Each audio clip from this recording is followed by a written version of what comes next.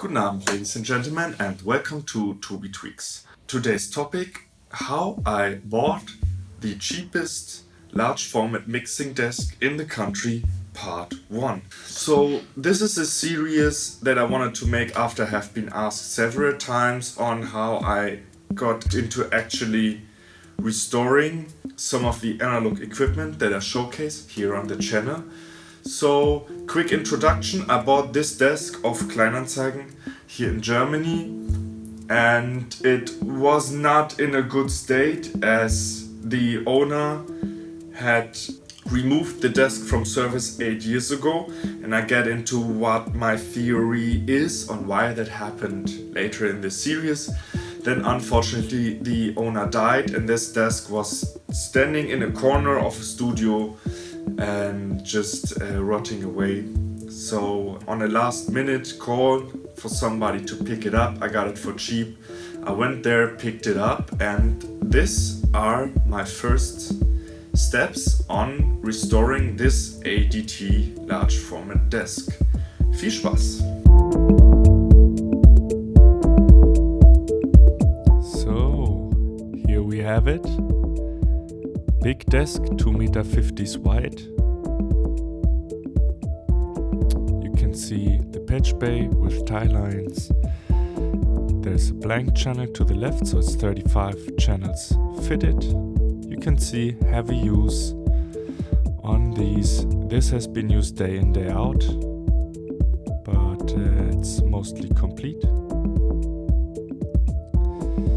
On the faders and stuff, you can see some of the marks disappeared already.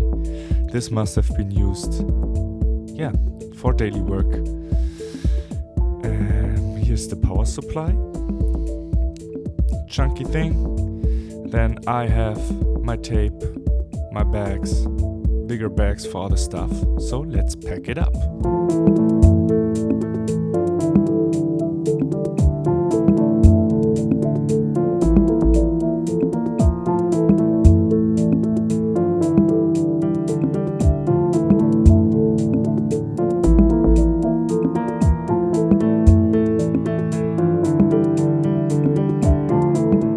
So here we have it, with all the modules out.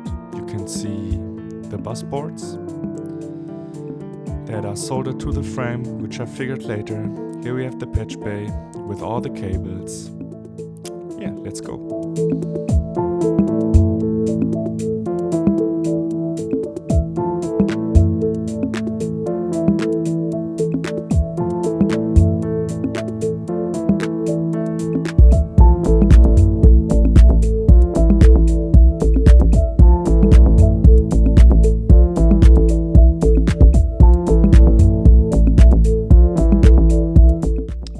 So at this point we figured to make it more transportable, we actually have to cut cables, because these cable ties to the right were not pluggable.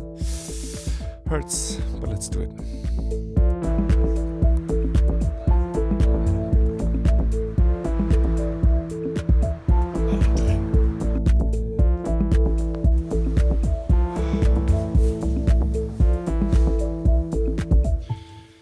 Okay, so here's what it looks like now.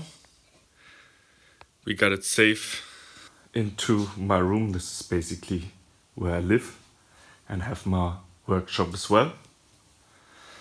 A friend helped me to get it back on its feet as it's super heavy. And I already started repairing some of the cable connections that I had to cut in order to make it transportable.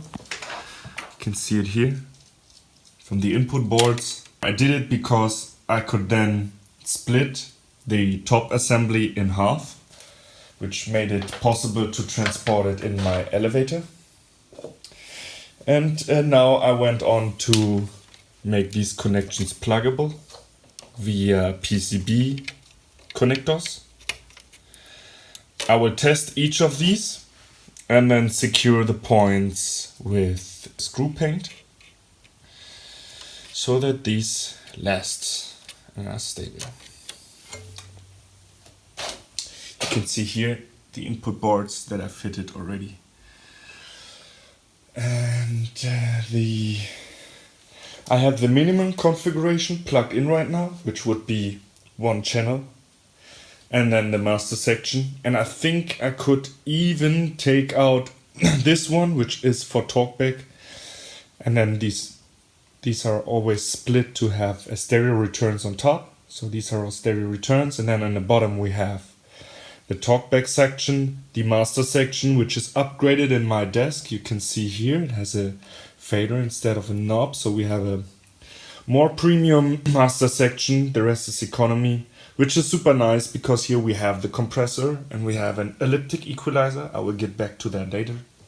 So I will try and get a minimum configuration going to test my ins and outs with a channel that I move, and then see what kind of signal I get from the master. But before I get into that, I want to recap the power supply in order for it not to blow up, because this desk is from 96, so it has been 26 years.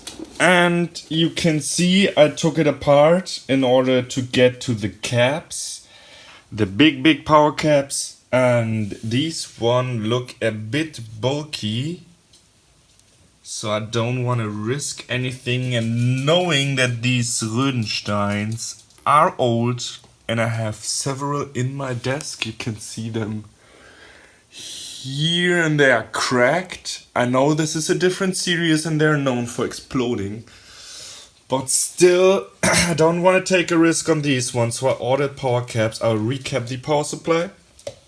Test it, calibrate it. In the manual it says the correct voltage is important for THD and headroom. So I will do that. And then we'll see if we can fire up our little minimum configuration. All here in my room. I keep you updated, so stay tuned. And bis bald. So that was the first update here from the desk in the workshop. I get into more of the technical details of restoring that console during the next episode. If you liked the last couple minutes with me, feel free to give me that all buttons in on like and subscribe. Until next time, have a good one. Ciao.